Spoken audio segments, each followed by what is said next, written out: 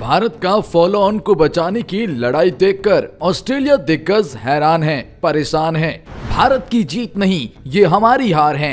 ये भारत है, आखिर तक हार नहीं मानते।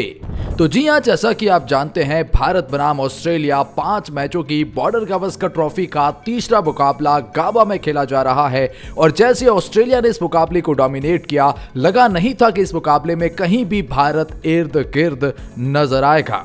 ये जो सेलिब्रेशंस देख रहे हो, गौतम गंभीर, रोहित शर्मा और विराट कोहली, ये सेलिब्रेशंस मैच जीतने का नहीं, ये सेलिब्रेशंस है केवल फॉलो ऑन को बचाने का। और जिसके मायने आप जानते हैं क्या? ये मायने ये दिखाते हैं कि मुकाबला अब ड्रॉ की ओर बढ़ गया है। लेकिन ये ड्रॉ पर सेलिब्रेशंस क्यों? क्योंकि इंडिया जानता है इस ड्रॉ की क्या वैल्यू रहने वाली है आने वाले टेस्ट मुकाबलों में। ऑस्ट्रेलियन दिग्गज कह रहे हैं कि आखिर के 2 बल्लेबाजों ने हमारे नाक में दम कर दिया है। हमने पूरे बल्लेबाजों को आउट किया, पूरा मेहनत किया।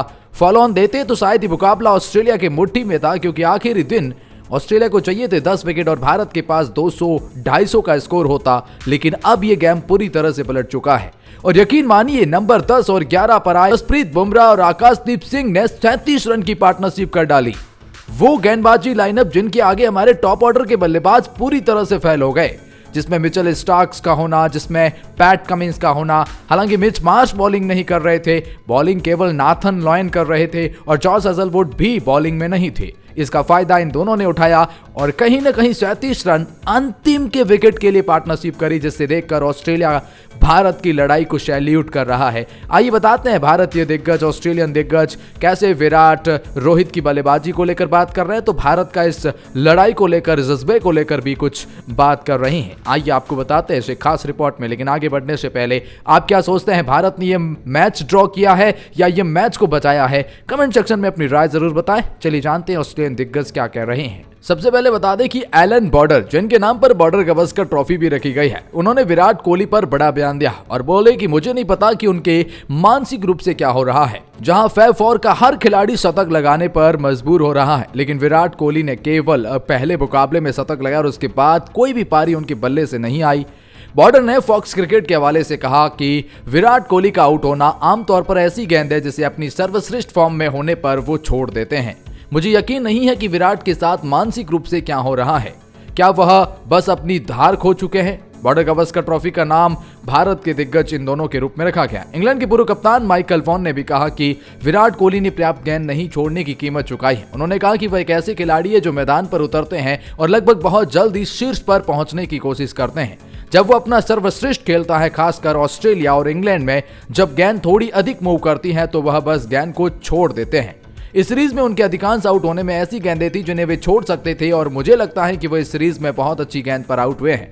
पर टेस्ट के शतक को छोड़ दें तो विराट ने निराश किया है और अब ये औने पौने खिलाड़ी विराट पर सवाल उठा रहे हैं। हालांकि एलन बॉर्डर का यह भी मानना है कि जिस तरह की लड़ाई भारतीय बल्लेबाजों ने लड़ी है, ये वाकई में दिखाता है कि भारत कैसे अपने आप में एक मिसाल कायम कर सकता है। ये दिखाता है कि भारत अब सीरीज में बाउंस बैक करने के लिए तैयार है। ये भारत ने अंतिम जोड़ी के रूप में, जहां हम सोच भी नहीं सकते कि 37 रन की पार्टनरशिप जो जडेजा नहीं कर पाए और जो बाकी खिलाड़ी नहीं कर पाए, इन दोनों ने आकर ये कर दिया। ये भारत का सेलिब्रेशन ये दिखाता है कि आने वाले मुकाबलों में सीरीज के क्या मायने होंगे, एलन बॉर्डर ने माना है। तो यहाँ पर रिकी पॉन्टिंग ने भी इस बात को एक्सेप्ट किया है कि जिस तरह का खेल पिछले कुछ समय से ऑस्ट्रेलिया दिखा रहा है, वाकई में वो काफी शानदार है। रिकी पॉन्टिंग ने कहा, लेकिन भारत के टॉप ऑर्डर बल्लेबाजों ने निराश किया और भारत की वो बल्लेबाजी एक्सपोज हुई है इस टेस्ट मुकाबले में। लेकिन यकीन मानिए कि अगर बीच बीच में बारिश ना आती तो शायद ऑस्ट्रेलिया इस मुकाबले के अब भी ड्राइविंग सीट पर बैठा होता। ये कहना है रिकी पॉन्टिंग का। लेकिन अंतिम ओवर की वो पार्टनरशिप को लेकर, अंतिम विकेट को लेकर रिकी पॉन्टिंग ने यह भी कहा कि ये इंडियन क्रिकेट टीम है और जब तक आखिरी तक ये लड़ाई लड़ते हैं, तब तक आप अपने ऊपर मैच को हावी नहीं होने दे सकते हैं। उन्होंने कहा कि साफ तौर पर ऑस्ट्रेलिया एक ऐसी कमांडिंग पोजीशन पर था जहां वो फॉलो ऑन दे सकते थे, लेकिन खास तौर पर जॉस हेजलवुड का ना होना, मिच मार्श का उस तरह से फिट ना होना और इनका प्लेइंग 11 में आखिर होना ही क्यों? क्योंकि आपके पास वो बॉलैंड थे जो कि पिछले मुकाबले में अच्छी गेंदबाजी कर रहे थे, तब पूरी तरह से फिट खिलाड़ी नहीं तो प्लेइंग 11 में क्यों? इन्होंने काफी हद तक ऑस्ट्रेलिया को फटकार लगाई और कहा कि ये आपके गलत सिलेक्शंस के नतीजे हैं। रिकी पॉन्टिंग ने कहा कि आपके 2 प्रमुख गेंदबाज अगर उस बॉलिंग लाइनअप में ही नहीं है तो फिर सामने वाली टीम के 11 खिलाड़ियों में से बाकी के 2 खिलाड़ी भी आप पर हावी हो सकते हैं। और जैसा कि आप देखा है, और ये इंडिया है, ये आखिर तक लड़ाई लड़ते हैं। तो वहीं सुनील गावस्कर ने भी विराट कोहली को लेकर एक बहुत बड़ी बात कही। उन्होंने कहा कि अपने हीरो से सीखें, तेंदुलकर ने बिना कवर ड्राइव खेले 241 रन बनाए थे। ये सुनील गावस्कर का कहना है। उन्होंने कहा कि विराट कोहली को सचिन तेंदुलकर से सीखने की जरूरत है। सिडनी में उन्होंने पारी खेली जिसमें सचिन ने 436 बॉल खेलकर 241 रन बनाए थे, जिसमें 33 चौके शामिल थे। कोहली भी उस दौर से गुजर रहे हैं और जैसे जैसे तेंदुलकर 2003 में लगातार कॉट बिहाइंड आउट हो रहे थे। तो उन्होंने कहा कि तेंदुलकर ने 10 घंटे से ज्यादा बल्लेबाजी की। उस टेस्ट मैच में 10 घंटे से ज्यादा बल्लेबाजी करी। सचिन उस पारी में धैर्य और कंट्रोल दिखाने की जरूरत थी। सचिन ने ऑफ साइड में थर्ड मैन को छोड़कर कहीं शॉट नहीं खेला था, लेकिन तेंदुलकर ने अपने पूरे रन लेग साइड में बनाए थे। कहा कि ऐसा कुछ करने की जरूरत है, सीखने की जरूरत है। रोहित मेरे भाई, प्ले विद मोर एनर्जी। पूर्व कंगारू दिग्गज ने भारतीय कप्तान को भेजा मैसेज। जी हां, मैथ्यू हेडन रोहित शर्मा के ब्रिस्बेन टेस्ट के चौथे दिन पूरी एनर्जी और आक्रामक के साथ बल्लेबाजी करने के लिए कहा। ऑस्ट्रेलिया को पहली पारी में 445 रन का चुनौतीपूर्ण स्कोर बनाने देने के बाद भारत की बल्लेबाजी लाइनअप ताश के पत्तों की तरह ढेर होती हुई नजर आई और खासतौर पर रोहित शर्मा की बॉडी लैंग्वेज काफी डाउन दिखाई दे रही है, और जिसको लेकर ऑस्ट्रेलियन दिग्गज भी उनके ऊपर दबाव बनाने में कामयाब हो रहे हैं। हेडन ने कहा कि जब मैं सोचता हूं रोहित शर्मा के बारे में तो मुझे एक ऐसे बल्लेबाज की याद आती है जो खुलकर रन बनाता है।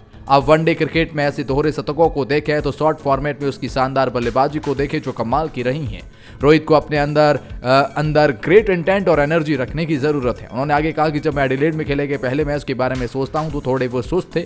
मैं उनके साथी के तौर पर उनसे कहूंगा कि वास्तव में आपने यहाँ गेंद को डिफेंड करते हुए नहीं देखना चाहता। मैं चाहूंगा कि वह गेंद के प्रति वास्तव में क्रूर दिखे और आक्रामकता दिखाए, जो उनका नेचुरल खेल है। लड़ाई के लिए तैयार रहें। एनर्जी और इंटेंट की वजह से उनका खेल और निखर जाएगा, उन्हें बहुत आगे ले जाएगा। रोहित, मैं चाहता हूं कि तुम जो करो मेरे भाई, वह एक एनर्जी और इंटेंट के साथ खेलना। ये मैं रोहित शर्मा से कहूंगा। ये कहना है मैथ्यू हेडन का। चेतेश्वर पुजारा ने रोहित शर्मा की खराब फॉर्म का मुख्य कारण ढूंढा और चेतेश्वर पुजारा ने कहा कि आखिर क्यों रोहित शर्मा इतने अच्छे में नहीं खेल पा रहे। उन्होंने कहा कि एक ऐसी लेंथ है जिस पर आप ड्राइव मार सके। हमने देखा कि फुल लेंथ बॉल को भी ड्राइव करना मुश्किल होता है। उसने उस बॉल को पंच करने की कोशिश की, उसे उस बॉल को डिफेंड करना चाहिए था और उस बॉल को अपने पास आने देना चाहिए था, बजाय इसके कि उस बॉल को हिट करने जाए। और मुझे लगता है कि ये मुश्किल हिस्सा यह है कि वह रन नहीं बना पाया और यही पर दबाव है। वो पारी की शुरुआत करता रहा है, वह नंबर 6 पर बल्लेबाजी कर रहा है। ये टीम के लिए है, लेकिन मुझे अभी भी लगता है कि जब आप पारी की शुरुआत करने के इतने आदी हो जाते हैं तो आपको इंतजार करना पड़ता है। तो आप खुद को उस संदेह में डाल देते हैं कि मेरा मतलब है